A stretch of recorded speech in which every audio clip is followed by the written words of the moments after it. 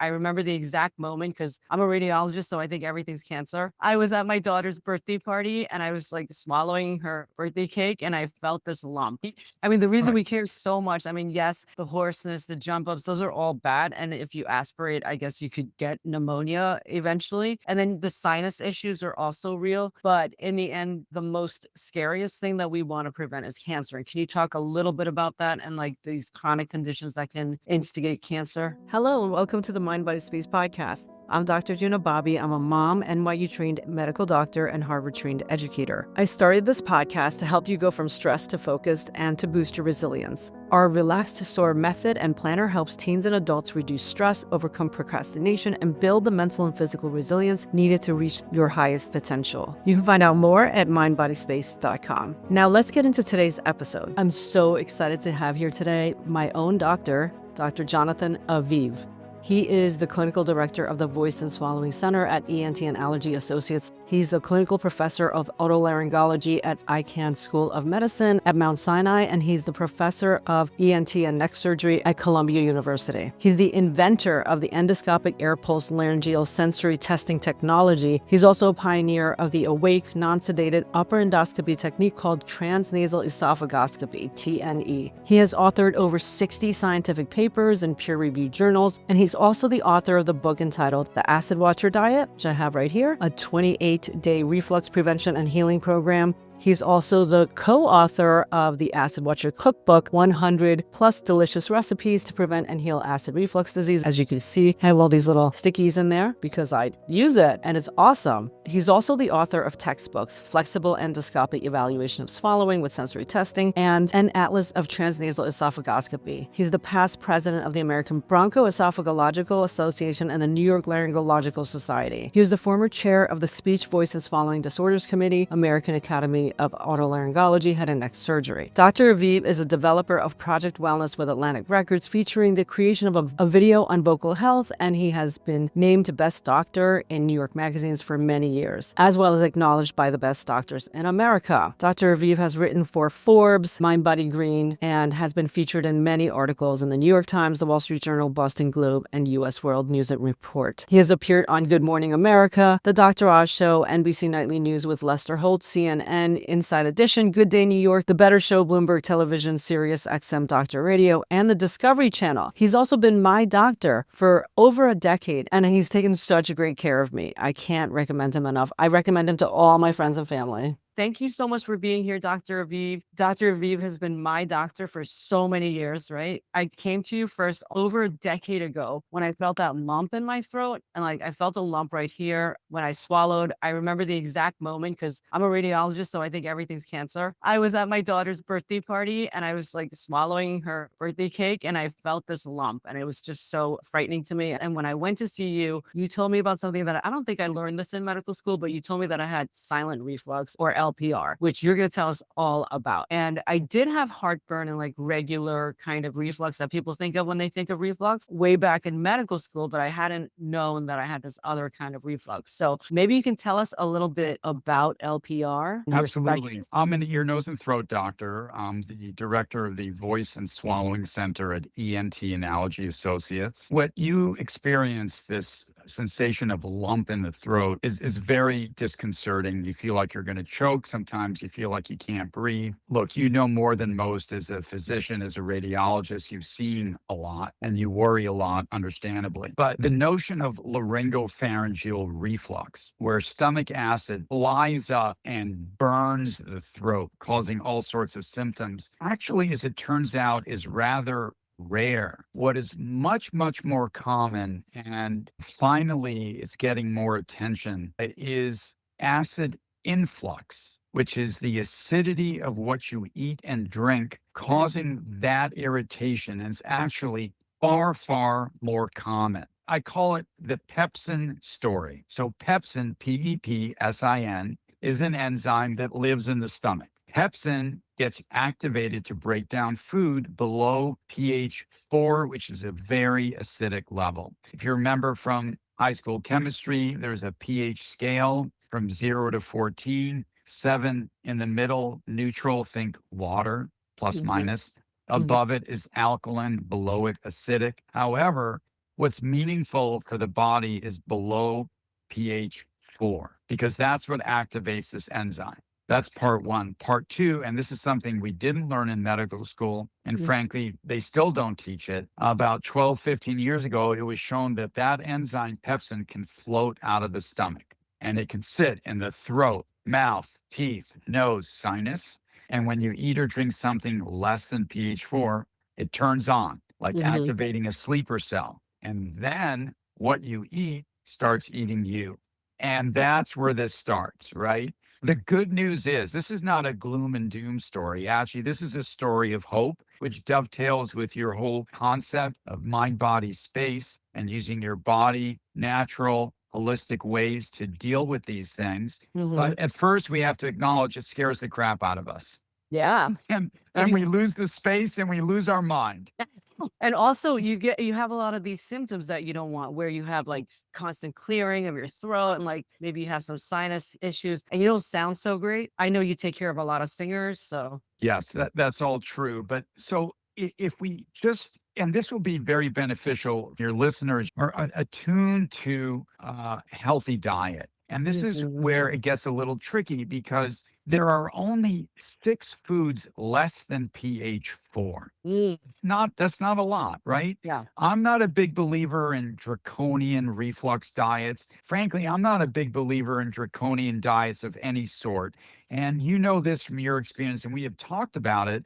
The more draconian a diet, the fewer people can do it, meaning compliance is less. Mhm. And you end up with a situation where someone does something for a week, 2 weeks, maybe a month if they're feeling saucy, and then they curse you out and they go back to their bacon cheeseburger and a 6 pack of Coke and they give you the finger. So that doesn't help anybody. That's why I drill this down. Once we find out what your symptoms are, if you're telling me I have severe unrelenting heartburn, okay, but you're saying I got a lump.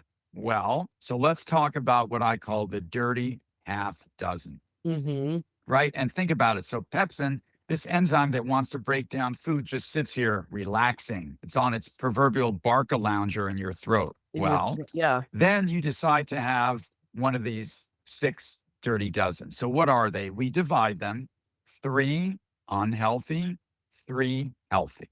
Okay, very symmetric. The unhealthies, and they have little to no health benefit. In fact, they're all health detrimental. Flavored beverages in a can or a bottle.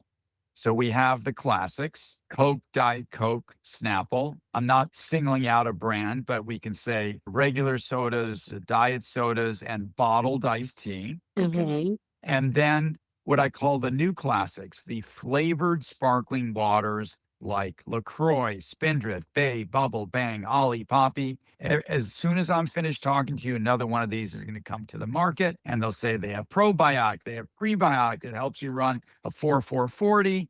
All right. Well, I've turned kitchens into food labs with my co-author, Samara, my spouse, and we've tested all these things. They're all pH 3. It's not the bubbles, it's the Oh. flavoring. It's not the bubbles, it's the flavoring. I should have a t-shirt. I didn't know that about Olipop, but that's what got me last time. I love Olipop. I got addicted to it. And I don't even think you're supposed to drink more than one a day, but I was drinking like maybe two, sometimes three. You get so addicted. And the calories were very low. And I still love Olipop, but I think that incited my last time of coming to you because I started having these issues again. Okay, so we talked about the flavored bevies. We talked Yeah. about the new classics, your sports drinks: Gatorade, Powerade, C4, Celsius. Mhm. You want an alternative? Pedialyte, pH 6, not very sexy, Yeah. not sponsoring the NCAAs, but pH 6, very Okay. little sugar. So again, the flavoring is what gets you. Mm. Finally, the third in that category, and everyone's going to be upset because for years we were told we should go drink 2 glasses of wine a day. So alcohol. Now, the notion that alcohol is a health food, I don't think so. And Mhm. the latest literature, as you know, but just Latest so literature says that there's maybe no level that's safe. of alcohol. Yeah, Well, but let's okay. talk why, right? Lowers your immune system, Mhm. gives you risk for 8 different organ cancers, Mhm. and is, very acidic and inflammatory. The Oh, we brain. could talk about all that stuff. I used to read So all those CT scans where there's atrophy of the brain and, it's like so long-term alcohol use. Go on with the reflux okay, thing. as it turns out, the Yeah. only alcohol less than pH 4 is wine. So scotch, beer, tequila, rum, vodka, gin, not a problem in terms of acidity. You have to Mhm. watch out for the mixers, right? Tonic is very acidic. Obviously, juices are very acidic. Okay, so we can debate the alcohol thing. And then the other thing by alcohol, by the way, is arrhythmogenic. That means it can give you an arrhythmia. Well, that's fun. Mhm. And there's an entity, papers about, it's called Holiday Heart. You go on a little vacation, you finally get away with your sweetheart, and I'll have margarita, I'll have a gin, and next thing you know, you're in atrial fibrillation. Ooh. Got to go home quickly. Not a Well, health food, but okay. Wine is pH 3 or lower, sometimes a little higher, but mhm. it's below 4. So let's go to the healthies. There are only 3, and each one of them can be neutralized, which is our big point, right? The Mhm. acid watcher diet concept is acid neutralization through diet. It's a Mhm. simple concept. The execution, so the food tastes good, is what makes it difficult. And that's what Samara Aviv is unbelievable at accomplishing. But let's go through these because these are Okay. incredibly common. Your listeners are using these right now. Citrus, vinegar. That's it. So let's go through each one. Lemon, lime, orange, grapefruit, pineapple. You can cook with it. You can put it on your meat, fish, or poultry or the plant based versions. Mhm. You can use the rind, the zest. The zest is okay. In fact, on the Acid Watcher cookbook site on Amazon, there's a 15-second video of Samara making a pico de gallo just using the zest. A lot of the flavoring is really in the oils of the skin. Mhm. Vinegar can be neutralized by dairy or dairy substitutes. So think Caesar, ranch, blue cheese, no problem. Avocado vinaigrette is no problem. So it's not like, oh my God, I can't have salad anymore. That's not true. You just have to modify a little bit. Now, let's say you're dying for a vinaigrette, some Italian dressing or Greek dressing, and you have it. Will you explode like a Ford Pinto? No. When you come in with a lump and you're worried as hell, it'll be your last meal on earth. You want to have some tools that very quickly and easily start the healing process. Finally, there's tomatoes. Tomatoes are no problem. Mhm. Tomatoes are 4.2 to 4.8. Acidic, but not so bad, not a huge activator of pepsin. The Okay. issue with tomatoes is sauce. Dr. Bobby's famous homemade tomato sauce from your garden tomatoes, no problem. But when you go to restaurants, they say homemade. What really happens? There's a jar of San Marzano somewhere. There's a can of paste, and that's what acidifies it. Uh, Again, will you rupture like a volcano if you have a slice of pizza on Bleecker Street? No. But you come to me with a lump and it's swollen and you have cobblestoning and tiger striping and all the signs that we see in the larynx of swelling. You want some guides that you could do right away. And that's all there is. It's really not draconian. mhm. It's totally, I love when people say, oh, I can't eat anything. I said, what? You live on vinegar and wine? You don't have to say vinegar and wine. That's utter nonsense. Come on. I mean, Wine and coffee maybe. and there's nothing wrong with coffee, by the way. Coffee and chocolate are not acidic. Yes, they loosen the lower esophageal sphincter. Yes, they bring acid up. But if heartburn is not your main complaint, you can probably get away with your morning coffee. I just wouldn't have it late, Mhm. Godfather style, late. I So just finished a 9-course meal. I had my chocolate cake. Now let's have an espresso. And now I'm going to lie down. Then you will explode. okay, so I just want to reel back and say that when you talked about the pepsin, which sits in your throat or even in your sinuses, because I did get that nasal drip, then what happens is when you get that silent reflux and you get the acid back up there, that's activating the pepsin. And that's what we're worried about, right? Because that could irritate your mucosa, which is like the lining of all of your soft tissue back there. And that's what causes the problems, right? All those symptoms. Okay. Exactly. You're causing an inflammatory response. By the way, the latest data is showing it's not just a local response, it's a body wide inflammatory response. The patient group that was initially so adherent to our diet, believe it or not, was our Crohn's disease patients, our inflammatory bowel disease patients, because as their inflammation went down, their need for the medications that they use to control their symptoms diminished because their inflammation went down. Would you recommend like the diet for anyone who's pregnant as well? Just because you're gonna get some reflux or but Right. like L.P.R is a different mechanism than the regular heartburn, or is it all I Oh, think it's like all yeah. washing? It's my Well, guess. again, what really is much, much more common, and I'll give you a simple example. Americans consume 800 million cans of soda a day. Mm, There are only 240 million adults. So that's influx. uh-huh. That's influx pepsin activation at its finest. If you have pressure here, pregnant, yes, but it's a different mechanism. And again, any dietary issues that Dr. Bobby and I discuss on this podcast, don't run out and do it. Speak to your doctors. Yeah. Okay. I don't know your medical history. We don't know what's going on. We don't know your hemoglobin A1C. We know nothing about your medical story. So before you run out and treat yourself and become your own general contractor of your own body, speak to your doctor. That's very important. You got to speak to your doctor. This is Yes. informational. This information, especially about the flavored beverages, it's really the flavoring, not the bubbles. That's the big issue. Most folks don't know. And the bottom line is very, very few clinicians can look at the larynx, as you know.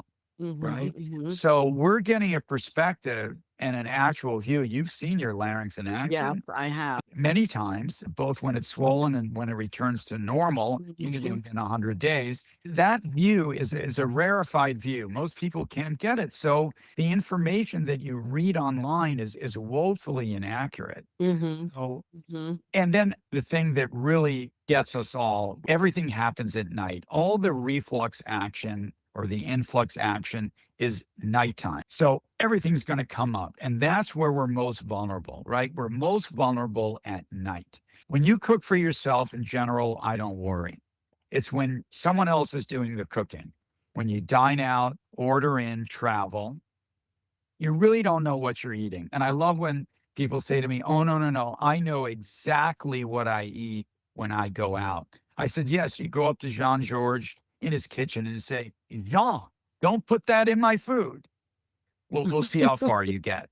Mhm. So we don't know. Well, anytime there's a sauce, chefs will put chili flake or chili powder in the sauce. Chilies have a chemical in it called capsaicin.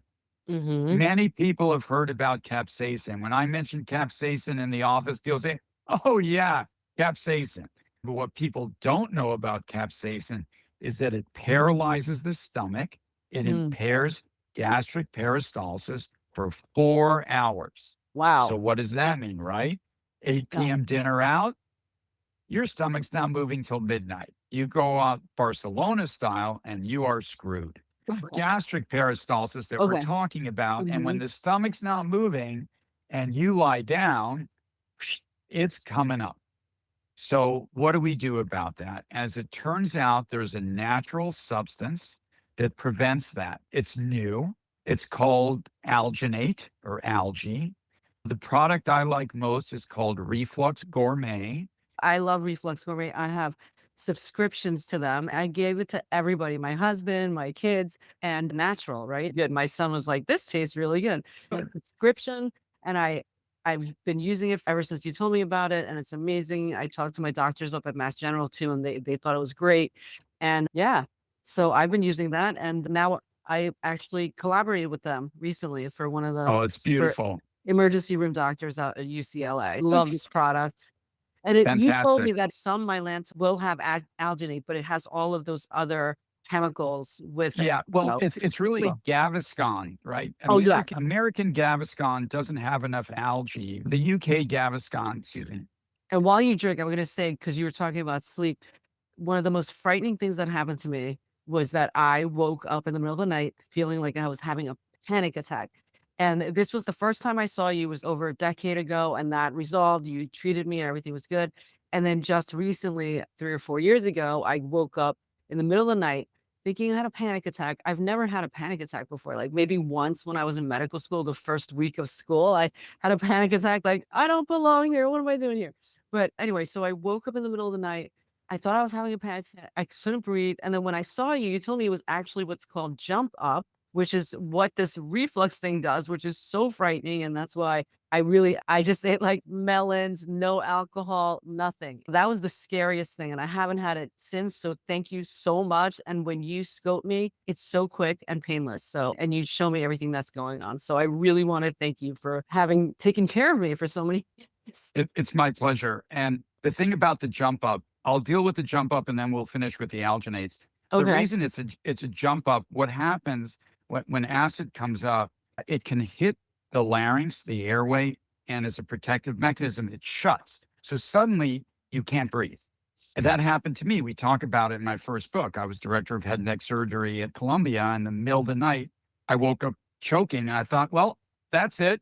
4 years into the campaign, I'm done. It, So scary. when it does happen, if you have the wherewithal to think of it, is to close your lips and sniff. When you close your lips and sniff, it tells the brainstem to open the airway. We can Mm. get very technical of the muscle that does that, but that's what happens. It has to be a closed lip. If you open your mouth, it actually makes it worse. But a closed lip, sniff, helps open the airway. What's the name of the muscle? The posterior cricoarytenoid muscle. Nice. It's So the it's only not good to opener.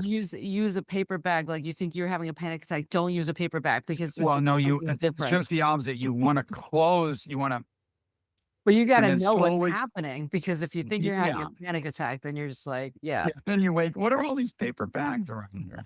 Um, so getting back to alginate. So what Uh-huh. algae does, right? It floats to the top of the stomach. It acts like a raft, prevents acidic things from coming up.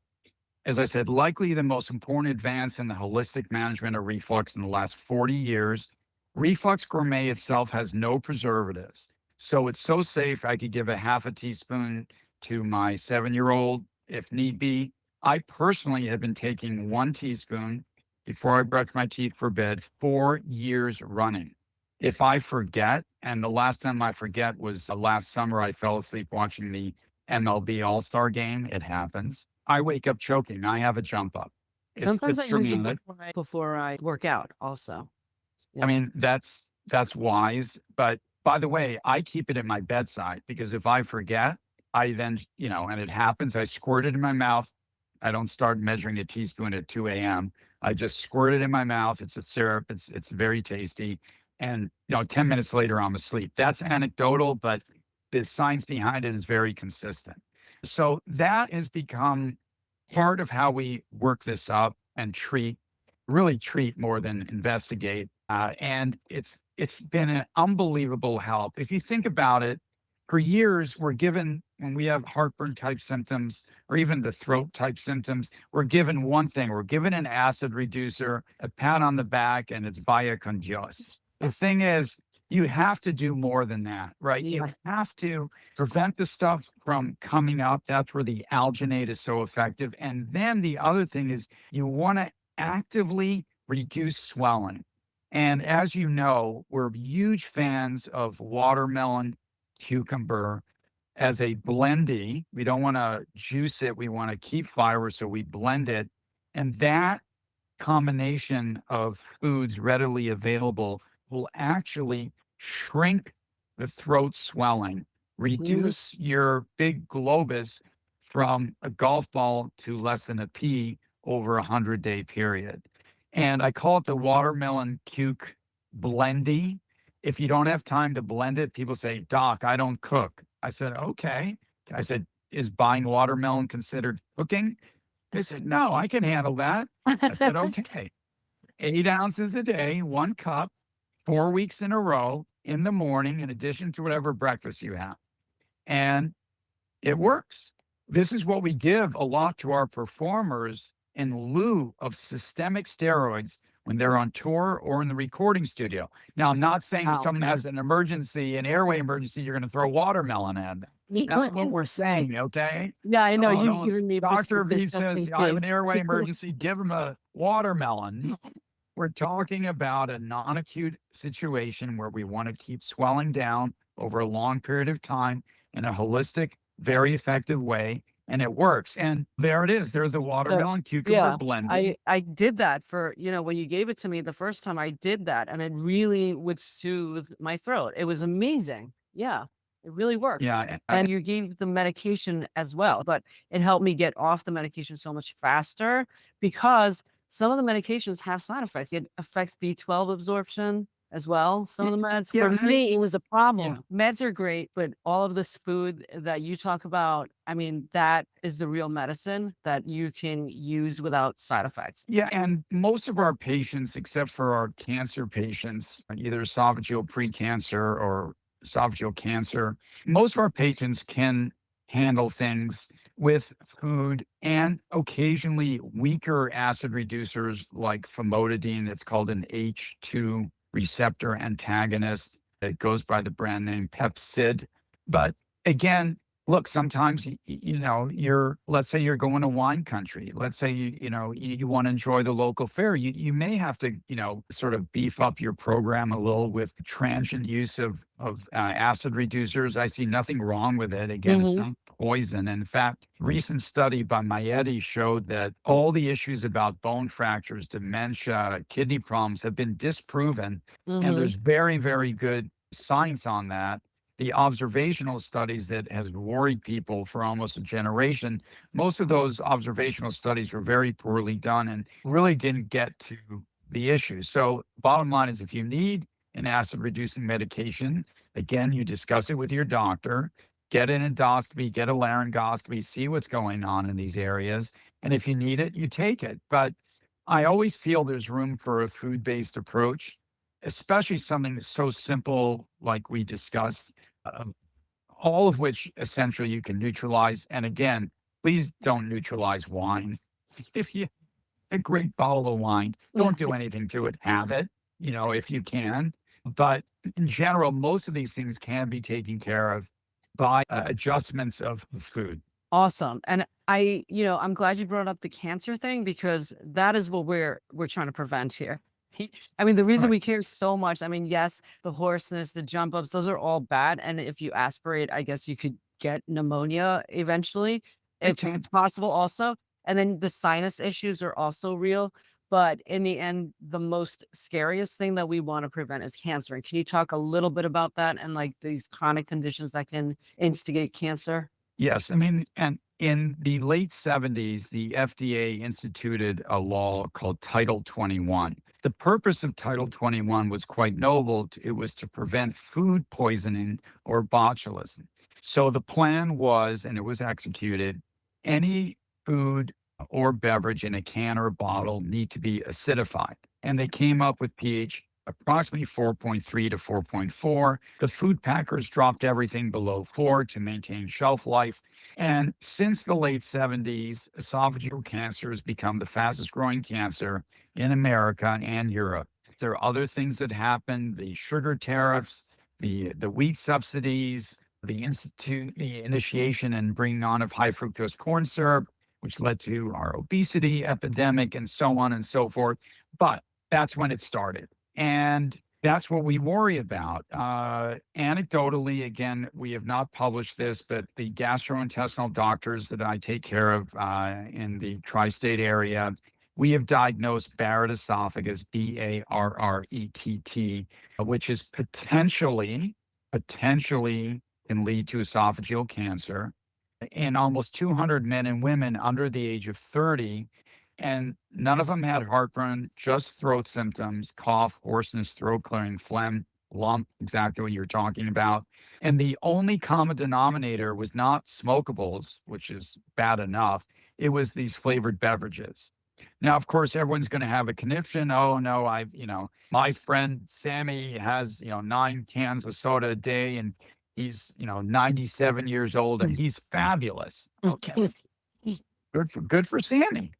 But we're seeing something else here in the trenches. Mhm, mhm. And also, obviously, alcohol, if you're a heavy drinker, that increases your risks of esophageal cancer and all those things, and not to scare anybody, but these reflux things, these long chronic issues can lead to an increased risk, and that's what I was afraid of. Well, and these are reasonable concerns that Hmm. the symptom that scares most of us most, believe it or not, is chronic cough more than 8 weeks. Oh, yeah. And, there's plenty, I've been trying plenty to of get my friend literature. to go to you for months now. She's Listen, coughing every time she. more than 8 weeks of cough, speak to your doctor, get a chest x-ray, get an endoscopy, or at least speak to your doctors about this. Mhm, Let them get a diet history. That's, one of the things that, we've been talking about for so many years is, and we endlessly talk about this, ask your patients what they eat and drink. And as patients, tell your doctor what you eat and drink. It's mhm. so important because once we know what you're putting in, we can make some adjustments. Still, you can enjoy things tremendously, but let's establish the playing field. That's what I think is so vital. And when people say, oh, I can eat anything, my stomach's perfect. Well, what's happened really, and we know this from our development and inventing of laryngeal sensory testing, we've Mhm. tested sensation in the throat through a device I developed in the 90s when I was faculty at Columbia. So we know when there's acid injury, the tissues swell to the point where you lose sensitivity. So you lose sensitivity up here, you lose sensitivity here. So you don't feel anything. Mm. So it's not that, oh, my heartburn went away. It's just that things got seared and you feel nothing. And that's when you got to give someone a call and It's find like out a what's going callus on. almost, like a callus. That's a great way to look at it. Yeah. Callus is a much nicer term than searing. Okay, so I wanna ask you one more thing, and this is such amazing information. Now that we have GLP-1s, you want to tell me a little bit about how that could affect reflux and how that could be used? Or Yes, you have put your finger on the future. So what are GLPs? GLPs and GIPs are the quote unquote miracle weight loss drugs. Mhm. The flagships are Ozempic and Manjaro. Manjaro also goes by the name Zepbound.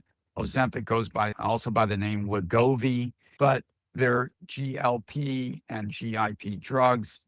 The good part is they are longevity drugs. And this is what seems to be missing from a lot of people's calculations about these medications. Well, folks, it's arrived. The GLP drugs, the Ozempics and Manjaros, reduce what I call the four pillars of non cancer death: stroke, heart attack, kidney failure, heart failure, risk of fatty liver, and Parkinson's. Other than that, they don't do squat. And now is that direct or is it because it's helping people lose weight, which is a problem There's a as direct well? effect on the end organs. It not only increases blood supply, it decreases cell death of the brain, of the heart, of the kidneys. And people don't know that. They think, oh, I'll take my Ozempic that I got on, one of the sites. And, when I lose my 15 pounds, I'll go off it. That's like saying, well, my blood pressure is finally under control on Ramipril. Time to go off the Ramipril. Now my cholesterol is not 400 because I'm a statin. Now it's normal. Let me go off my statin. What? No, you have to Just be on it everything go forever. back up. But Well, this so what? but So what you about live forever. so you're saying that I should take it to lose my menopausal weight, but, but what about the On, fact that on, it slows down, like, peristalsis and you could get right. I'm just always scared of anything with pancreatitis because that's another thing as a radiologist, like, you never wanna see pancreas involved in anything. Just all of those side effects, and what about the slowing down? Doesn't that cause more reflux? So you bring up something very important. I believe that the incidence of reflux related issues grossly underreported. It's actually like the early days of L.P.R. People would come in with cough, throat clearing, and what do people say? Hey man, your allergies are acting up. Yeah. Oh, wait, it's December 20th. What allergies? Yes. So it will cause backup and almost everyone's going to experience it. Mhm. So we have an acute antidote or treatment, and we have a chronic antidote or treatment. The acute reflux gourmet, right? Alginate is going to prevent acidic things from coming up when you're most vulnerable, which is when you're recumbent and you don't have gravity as your friend. Mhm. Reflux gourmet becomes your friend. That's the acute antidote to the GLP issue related to the impairment of gastric emptying. Because, right, these drugs work two main ways: on the brain to suppress appetite, on the stomach to prevent emptying. So unlike chilies and capsaicin, which is a 4-hour deal, this is more like a 24/7 deal. So we have the acute antidote. When you're upright, I don't worry as much. It's when Mhm. you're like this and you don't have gravity, we need something like Reflux Gourmet. That's the acute antidote. The chronic antidote is a version of the low acid, high fiber, acid watcher type diet where you're trying to keep inflammation down elsewhere. And it's very consistent. It works, but people are coming in. It's the same thing. My doctor said it was my allergies. I said, well, how long have you had the throat clearing, the phlegm, the hoarseness? They said, well, since I think it was around February of 2025. I said, did anything else happen then? They said, no. I said, are you taking GLPs? Yeah, in like January that year, I started my Ozempic. Don't I look great? So 'Cause then they you just started have having to, the reflux. yeah, I mean, is it immediate? It's sort of gradual. It happens, but next thing you know, it's Yeah. throat clearing, it's lump, and people just need to be aware. It's not a reason to stop the GLPs and GIPs. It's a reason to continue taking them to get the full benefit Mm. and also be comfortable vis-a-vis acid reflux, throat clearing, the larynx, throat complex symptom, and very, very easy to treat, very safe way to treat it. And I don't think just yet, in fact, it's the subject of our next book. It's tentatively called the Acid Watcher Guide to GLP-1 and GIP Therapy. People more and more will be on these medications. Everyone is going to become more and more aware. You're the tip of the spear as usual, where you're pointing out something that most people aren't aware of. Probably a lot of endocrinologists are not aware of. In fact, if you look at the black box warning on GLPs, you know what it is? It's medullary carcinoma of the thyroid. Okay. Oh, yeah. Medullary carcinoma of the thyroid. Let's look into medullary carcinoma of the thyroid. 1,000 cases a year in the United States. So exceedingly rare. Mm. And it's only been shown in mice, medullary carcinoma of the thyroid. So the whole thing is a little warped. I understand the regulatory issues. They have to say things like that. But really, what's going to happen because of the way it works is it is going to be coming up, and we have two great solutions, acute and chronic, to keep it down. So if you're the right candidate for these meds, and I believe the indications are going to expand and expand and expand, yeah, you have a solution. You could take it, and it's sort of like having your cake and eating it too. Well, you're gonna be busy. So many people on GLPs. I'm still gonna pass on those for now. I'm still doing it the old-fashioned way, trying to do the lifestyle medicine 6 pillars. You have to be on these things forever, and I'm not committing. I don't like to commit to anything. I'm glad you committed to this interview, though. Well, thank you so much for being here. And you have been an amazing doctor for me. I really want to thank you so much for taking care of me. You have been so cool. Dr. Aviv is being funny today, but when you go see him in the office, he cares so much. I'll be sitting in the waiting room. I hear them talking to your front desk people saying, I love Dr. Aviv. Where is he? He's helped me so much. He saved my life. That's I hear all these things. I mean, it's true. I hear that in the waiting room, people saying that about you. And I feel the same way. So thank you so much for the work you're doing and, putting this out there that this is about food. It's not about medication or surgery, or you're just like putting something out there that could help people so much on their day-to-day life. Well, I'm grateful to you for the opportunity to let people know. As I say, we toil in obscurity. Because we do a lot of laryngoscopies. And, if it wasn't for Dr. Bobby, and, your vision, we would not be able to help people. Oh, that's not true, but thank you so much. That's really nice of you. And I should be coming in for a checkup soon. So, Look, can't wait to see you. all right. Thank you so much. Talk to you soon, Juna. That was such an awesome conversation. Thank you so much for listening. And if you want to bring these tools into your home, Brain Bun Plush Doll and Relax to Source System are designed to help your family go from stress to focus, healthy, wealthy, and wise. You can find everything at MindBodySpace.com. If you found this helpful, please share it with somebody else who can use more calm, focus, and resilience in their home. Until next time, wishing you and your loved ones wellness.